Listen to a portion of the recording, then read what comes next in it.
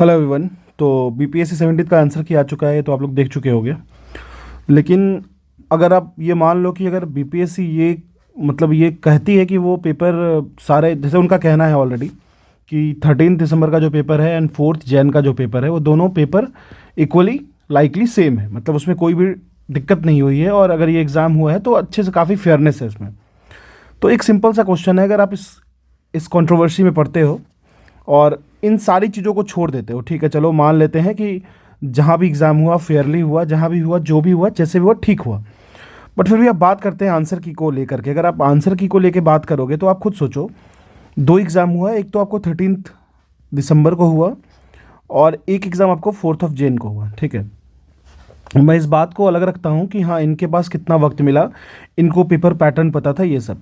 अब देखो एग्ज़ाम हो जाने के बाद क्या हुआ ना वो पहले क्या होता था कि जैसे मान लो कि कुछ क्वेश्चंस दिए हुए हैं, जो क्वेश्चंस कंट्रोवर्शियल हुए या फिर अच्छे से वेल फ्रेम्ड नहीं हो, या फिर उसमें कुछ मान लो ट्रांसलेशन एरर है, ठीक है, तो उस क्वेश्चन को क्या करते थे कि उस क्वेश्चन को डिलीट करते थे, और या फिर मार्क्स उनको देते थे जो लोग उसको अटेम्प्ट करते हैं।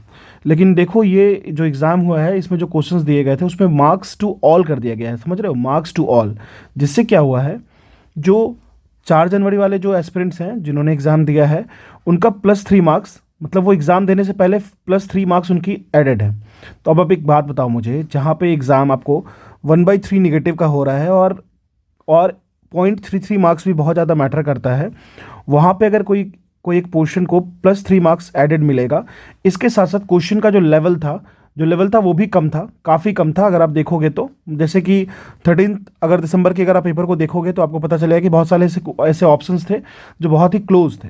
लेकिन अगर आप यही 4 जनवरी वाले क्वेश्चन को देखोगे तो आपको पता चलेगा कि उतना ज़्यादा क्लोज ऑप्शन नहीं था।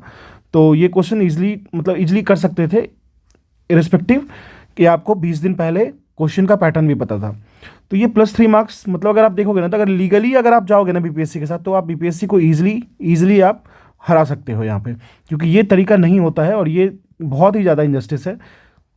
इसको एक्सेप्ट कर लेना ही भी सही बात नहीं है। तो आपके पास जो भी ऑप्शंस हैं उससे आप अच्छे तरीके से फाइट करो, क्योंकि ये तरीका सही नहीं है उनके लिए, ये इनजस्टिस है उनके लिए जो एग्ज़ाम दिए थे 13 दिसंबर को। तो मेरे अकॉर्डिंग तो ये गलत है, और इसका जो भी हो रहा है, जो प्रोटेस्ट हो रहे हैं उसमें भी इन इन पॉइंट्स को भी ऐड करना चाहिए, या फिर अगर आप पटना हाई कोर्ट जाते हो तो भी इस पॉइंट को ऐड करना चाहिए आपको। Thank you.